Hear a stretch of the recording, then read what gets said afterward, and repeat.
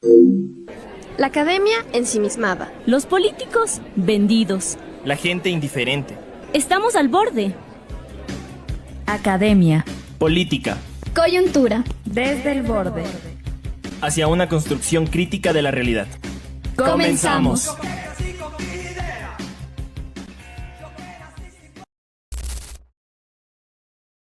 Buenas tardes, bienvenidos al programa Desde el Borde. Mi nombre es Antonio Suárez y hoy estoy con el profesor Andrés Aguirre, magíster en Derechos Humanos y Democracia para América Latina y el Caribe, además de abogado y docente de la Facultad de Ciencias Sociales y Humanas de la Universidad Central del Ecuador. Hoy vamos a tratar un tema muy delicado y a la vez bastante doloroso para nosotros, principalmente como estudiantes, que es el problema de seguridad y la violencia directa hacia las mujeres. Como primera pregunta, profesor Andrés, ¿cómo se encuentra el día de hoy? Bueno, muy bien. Primero agradecerles por el espacio que han generado de reflexión, de debates sobre temas tan actuales, tan coyunturales, pero que también topa con lo que hacemos dentro de las aulas, los que discutimos dentro de las aulas y que, como decía hace un momento, están dentro de los entornos, dentro de nuestra cotidianidad. Bueno, antes de la primera pregunta, quiero dar un pequeño contexto. Durante las últimas semanas hemos recibido casos muy tristes de violencia, principalmente lo que es supuestamente feminicidios, todavía no está confirmado directamente, con la señorita Natalie Mafla, estudiante de la Escuela Politécnica Nacional, que estuvo desaparecida desde el 4 de julio y las investigaciones concluyeron con el encuentro de su cuerpo el 9 de junio. Por otra parte, el fallecimiento de la activista Mónica Silva en Montañita. El 8 de junio su cuerpo fue encontrado en su domicilio. Esto ha encendido las alarmas sobre la vulnerabilidad de la seguridad, ya sea sobre la ciudadanía en general, pero principalmente sobre dos mujeres en este caso en general. Sabemos que no son hechos aislados y que tienen una relación directa con las problemáticas generales que estamos viviendo en este momento. ¿Qué nos dicen estos casos específicos sobre el estado actual de la seguridad en el Ecuador? Bueno, primero retomar algunas de las conclusiones que mencionaba hace un momento. No son hechos aislados, no son excesos, no son hechos causales, más bien hay una política de no tener políticas por parte del Estado en materia de prevención de la violencia, ¿no? Y la violencia en todas sus formas. En este caso, topando digamos los ejemplos que menciona de Natalie y de Karen, ¿no? Dos mujeres que mueren en un contexto que debería esclarecerse por parte de la Fiscalía. Lo que nos muestran es algo que podríamos decirlo es una política sin políticas, que el Estado no tiene políticas en este momento, pero también podríamos ir a los hechos, ¿no? No es solo en el año 2026, es un fenómeno que ya venimos registrando desde hace algunos años. La violencia de manera general en el año 2025 tomó más de 9.125 homicidios en el Ecuador, ¿no? Imagínense, este número es cerca de 50 homicidios por cada 100.000 habitantes, ¿no? Lo que nos pone, de acuerdo a nuestra población, en uno de los países más violentos de nuestra región. Y a la par, pensando en una violencia mucho más específica, en los femicidios, en el año 2025 se registraron por parte de las organizaciones sociales cerca de 411 femicidios. Y de lo que va en el año 2026, son cerca, hasta el último corte, mediados de abril, son cerca de 78 femicidios. Y aquí hay que decir algo muy claro. 52 de esos femicidios registrados con las economías ilegales, ¿no? Con la macrocriminalidad que está en este momento alarmando a la población. Entonces, para no pensarlo como un fenómeno aislado, como un fenómeno que no tiene ningún tipo de relación, más bien hay una intención deliberada del Estado de seguir encubriendo este tipo de hechos y que en este sentido la violencia lo que va pasando es que va generando un marco de impunidad, ¿no? Se vuelve una violencia perpetua. Justo ese punto me parece muy lógico y me interesaría esclarecer directamente esto de la relación con la criminalidad y directamente con el gobierno y la impunidad. Pero en el caso de Mónica Silva, que era una activista que defendía los derechos humanos, las causas sociales, que había impugnado varias acusaciones directamente con mandos y la policía. ¿Existe hoy garantías para ejercer el activismo y más siendo una mujer? Para ser defensor de derechos humanos en este país se necesita mucha valentía, porque lamentablemente el Estado no puede brindar las garantías en la defensa de las actividades que realizan estas personas, ¿no? Y en la categoría defensores de derechos humanos entramos todos y todas. Haciendo activismo, haciendo militancia, denunciando los hechos, ¿no? La misma Naciones Unidas no tiene un concepto delimitado sobre lo que significa el defender derechos humanos, el ser un defensor de derechos humanos. Por eso hay que poner mucha preocupación en qué va a pasar, además de las compañeras, con las personas que han generado procesos de activismo en los últimos años. Si bien la muerte de estas dos personas refleja una práctica sistemática del Estado, ¿no? de callar a estas personas, creo que es importante también ponernos a pensar en qué ha pasado con otros defensores que en la misma provincia. Por ejemplo, uno de los compañeros de Erika Silva, lo que le sucedió en los últimos años fue que también fue asesinado, ¿no? Fue víctima del sicariato en la misma provincia, denunciando hechos en contra de autoridades de esa provincia, pero también denunciando hechos en contra de autoridades centrales, locales, de manera específica en contra del Contralor General del Estado.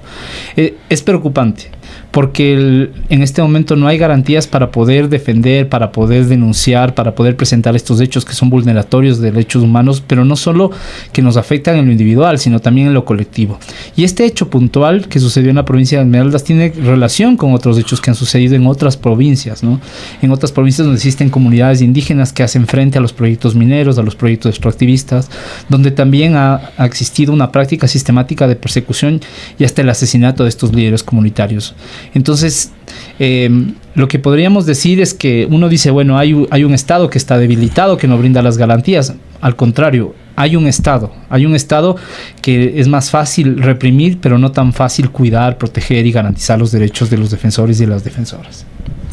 Exactamente, me parece una conclusión muy, muy lógica y profundamente dolorosa, pero creo que en esta situación hay que ser muy tajante con la denuncia directa hacia un Estado opresor o un Estado que profundamente ignora el trabajo y directamente la calidad de vida y los derechos humanos de los ciudadanos en general, y mucho más de las personas que son incómodas hacia el poder.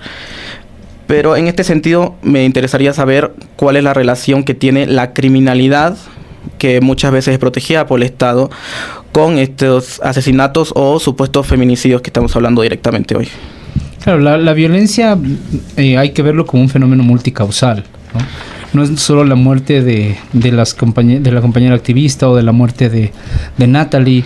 Es un problema que de alguna manera se va presentando por diferentes factores, ¿no? Yo en las clases lo que hago para poder enfrentar la violencia y sus efectos es pensar desde una perspectiva como un triángulo, ¿no? Más bien desde esta violencia directa que la vemos todo el tiempo, estos balazos, estos insultos, estos femicidios, pero también ir pensando en qué pasa con esas instituciones, ya que tienen que garantizar que nosotros vivamos, que se respeten nuestros derechos, pero además de eso, pensar en lo cultural, ¿no? Porque en nuestro país se ha construido una narrativa, ¿no? Desde los medios de comunicación, en que, por ejemplo, la violencia está justificada. La violencia está justificada si son delincuentes, la violencia está justificada si están privados de la libertad, la violencia está justificada si son mujeres que salen a altas horas de la noche, o si son mujeres que están con hombres, ¿no? Con amigos, o si son mujeres que salen a divertirse o ingieren alcohol. Por eso lo que decía hace un momento, hay que pensarlo cómo está construido desde lo cultural, porque lo cultural, la forma en quién puede ser humano y la forma quién no puede ser humano, en otras palabras, quién tiene derechos y quién no tiene derechos, es una cosa que está vinculado mucho con la moral, con la misma ley, ¿no? Entonces eso lo que genera de alguna manera es justificar algunos tipos de muertes, justificar algunas formas de violencia, ¿no? Y en este momento, claro, echarle la culpa a las víctimas, ¿no? ¿Por qué estaba metida denunciando esas cosas? Lo primero que sale a decir la prensa en general, esta prensa hegemónica, es le vienen a cuestionar y le dicen, ¿no le da miedo de ser deportada por hacer política en su país? En el caso de Natalie, por ejemplo, ¿qué es lo que le dicen? Es que no con quién estaba, es que parece que se ha caído, parece que ha estado borracha, ¿no? Entonces poniendo la responsabilidad, la carga de la culpa en la víctima nuevamente. Entonces, claro, cuando vemos este tipo de accionar por parte del Estado, lo que estamos de alguna manera evidenciando es que no hay un mecanismo institucional para poder de alguna manera erradicar esta forma de violencia. Por eso ahí lo que decíamos hace un momento, ¿qué pasa con esta macrocriminalidad, ¿no?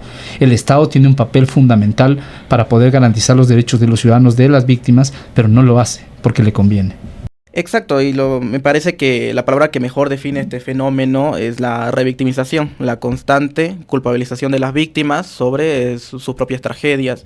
Y en este caso quiero puntualizar en la estudiante Natalie Mafla, en donde podemos hablar de un supuesto, vuelvo y recalco, ya feminicidio, ¿no? Un asesinato hacia una mujer por razones de género, porque estamos hablando de que, a diferencia de la compañera Mónica Silva, no era directamente incómoda hacia el poder, simplemente era una estudiante más, como el resto de sus compañeras, y vemos cómo tanto en redes sociales y en los medios hegemónicos se habla constantemente de las razones por las cuales ella terminó en esta situación y no cuáles fueron los victimarios, o una razón general o contextual de por qué sucedió esta muerte en general. Pero en ese sentido quiero saber y preguntar qué garantías tenemos los estudiantes y principalmente las estudiantes dentro de los espacios universitarios en los recorridos de seguridad, de cómo podemos defendernos entre nosotros, qué responsabilidades tienen directamente las instituciones sobre cómo se comportan tanto los estudiantes y cómo sufren las consecuencias de su trabajo día a día, ¿no? Que es estudiar en general. Bueno, lo voy a explicar un poco como abogado y luego voy a explicar un poco como docente. Tanto la ley del Código Orgánico Integral Penal del año 2014 como la ley de erradicación de violencia de género del año 2018, dos leyes que son bastante nuevas, ¿no? Imponen obligaciones a las instituciones educativas, ¿no? Tanto en primer año como en educación primaria como en educación superior, ¿no? Es decir, hay una responsabilidad de las instituciones de poder generar mecanismos para enfrentar la violencia. ¿Y por qué lo digo esto? Porque en el año 2014, por primera vez, se establecen los ámbitos en los cuales se da la violencia. Ustedes históricamente, si revisan la normativa, se establecía que la violencia de género solo ocurría dentro del ámbito familiar. Pero gracias al avance normativo del 2014 se establece que la violencia también está dentro del ámbito educativo, ¿no? Y hay diferentes formas de violencia que están dentro del ámbito educativo, psicológico, físico, algunas otras formas de violencia. Y en el año 2018 la normativa lo que establece es generar un mecanismo nacional, ¿ya? Que está compuesto por varias instituciones del Estado.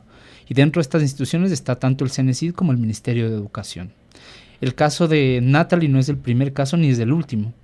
Lamentablemente, lo que yo he visto desde mi trabajo, tanto en la universidad como en el sector público, es que son islas aisladas que trabajan para poder prevenir y erradicar la violencia.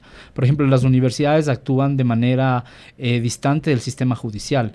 Los DECES actúan de manera distante de lo que es el Ministerio de Educación, ¿no? Los colegios con el Ministerio de Educación.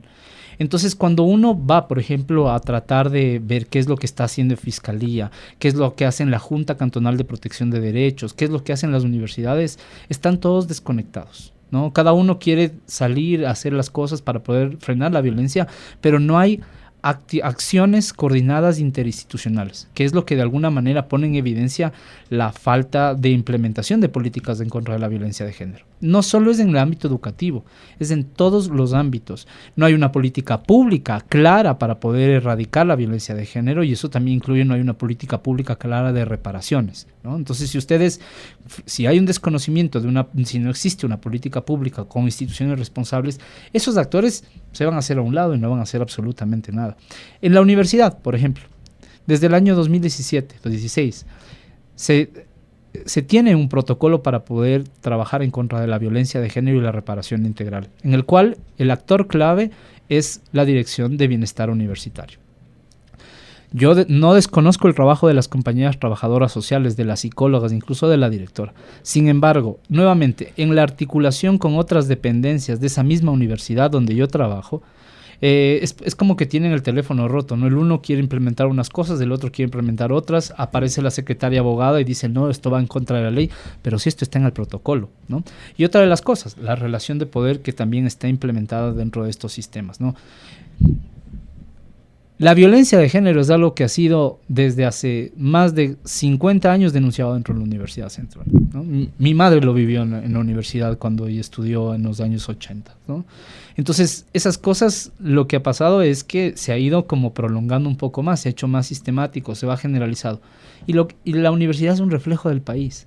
Pese a que existan normas, instituciones para poder erradicar esa violencia, si las autoridades no tienen la voluntad política para definitivamente acabar con la violencia de género dentro de las aulas, eso no va a pasar, ni en los colegios, ni en las universidades, ni en las escuelas, ni en el país.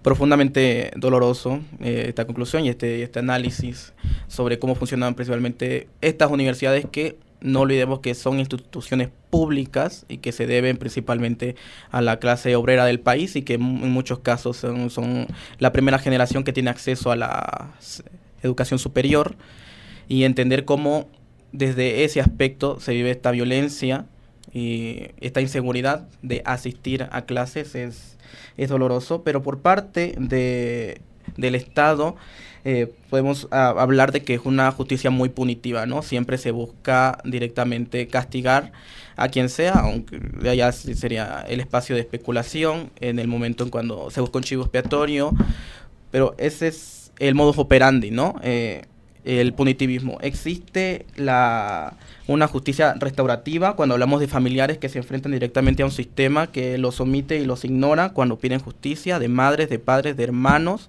cuando existen desapariciones, cuando existen asesinatos, cuando existe violencia, cuando hay que probarla ante un Estado que parece no interesarle la seguridad de las clases desprotegidas.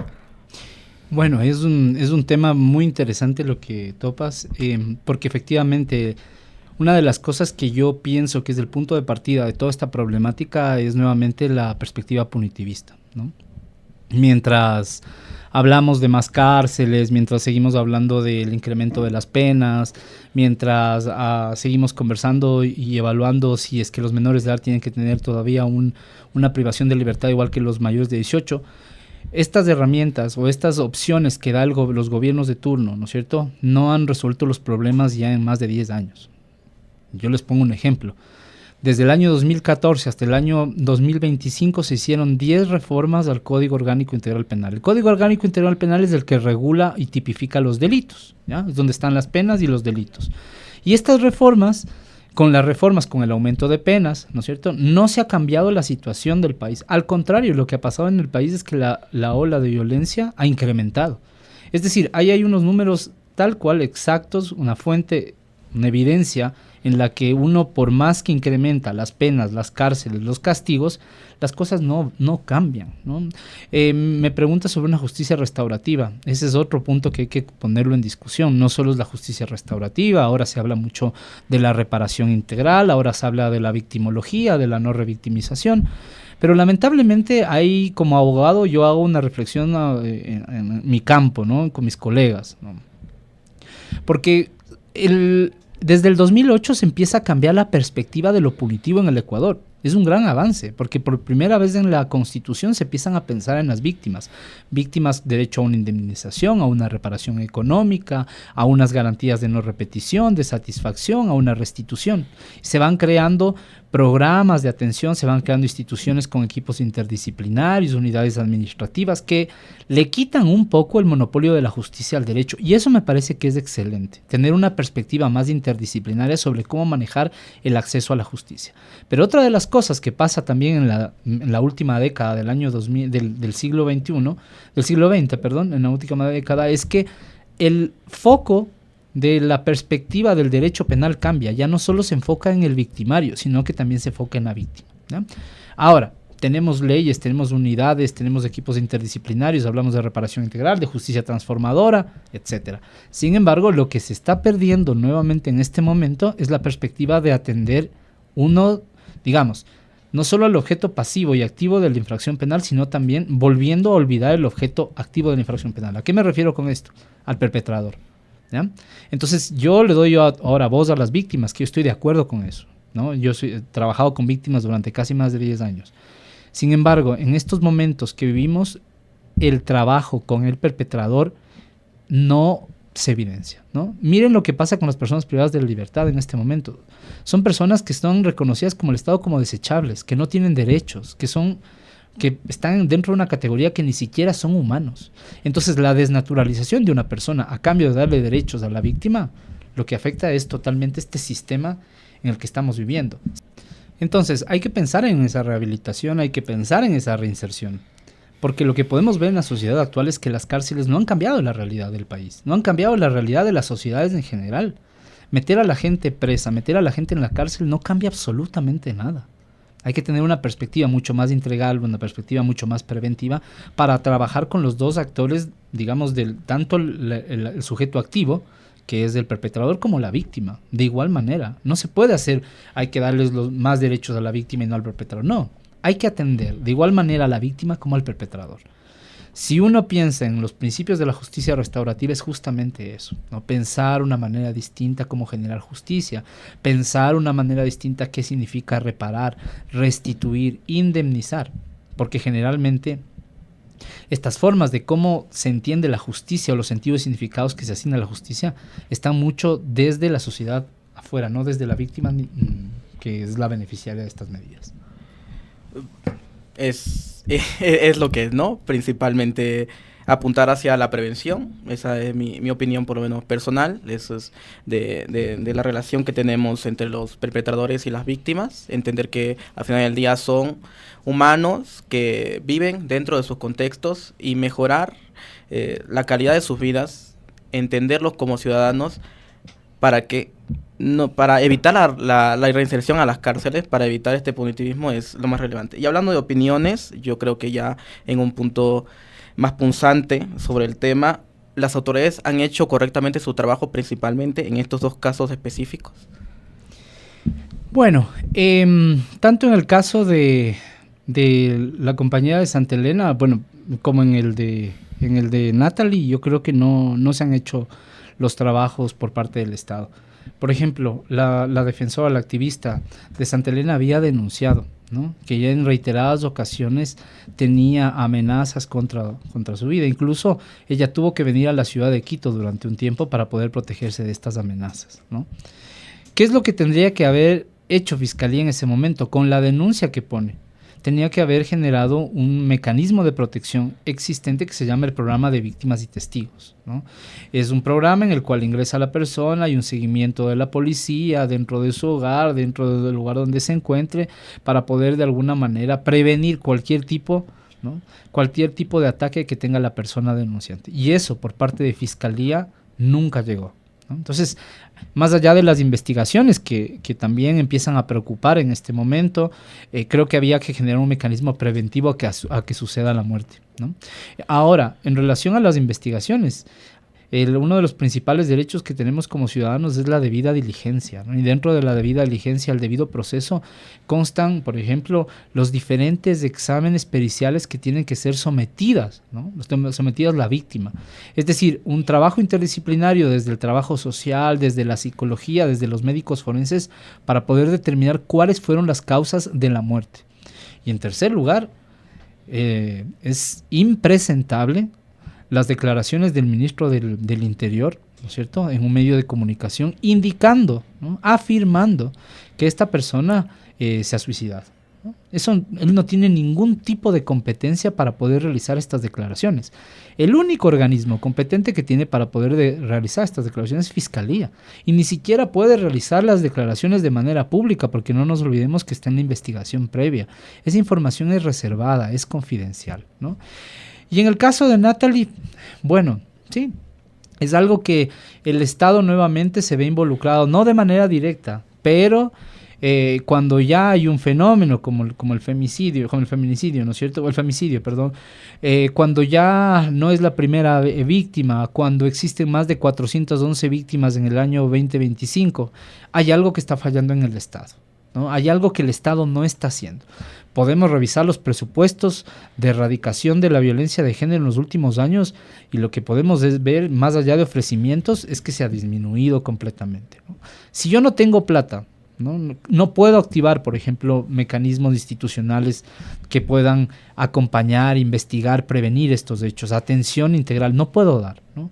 Además de eso, otra de las cosas que es evidenciable y que pone de alguna manera también en evidencia la responsabilidad estatal es la eliminación de los ministerios y las instituciones encargadas de generar política pública y de trabajar con mujeres víctimas de violencia. Imagínense, se eliminó en primer lugar el Ministerio de Derechos Humanos y Justicia, luego se eliminó el Ministerio de la Mujer, luego se quedó como una secretaría y el día de hoy todas esas competencias están en el Ministerio de Gobierno, ¿no? Entonces no hay una institucionalidad, hay leyes, hay normativas, hay tratados internacionales, pero no existe en este momento la voluntad política para poder atender esos casos. Y si vamos durante el año 2026 más de 78 casos de femicidios, ¿no es cierto? Entonces lo que debemos decir es que hay una responsabilidad estatal frente a esto. No hay un cumplimiento de las funciones por parte del Estado y de sus funcionarios frente a la erradicación de la violencia de género. ¿Verdad?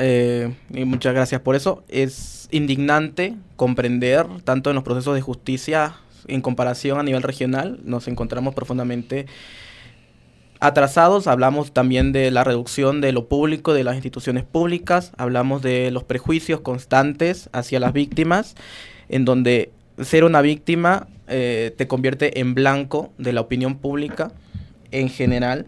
Aunque me gustaría aquí quedarme unas 10 horas hablando sobre este tema porque es profundamente relevante para absolutamente todos los que conformamos la sociedad.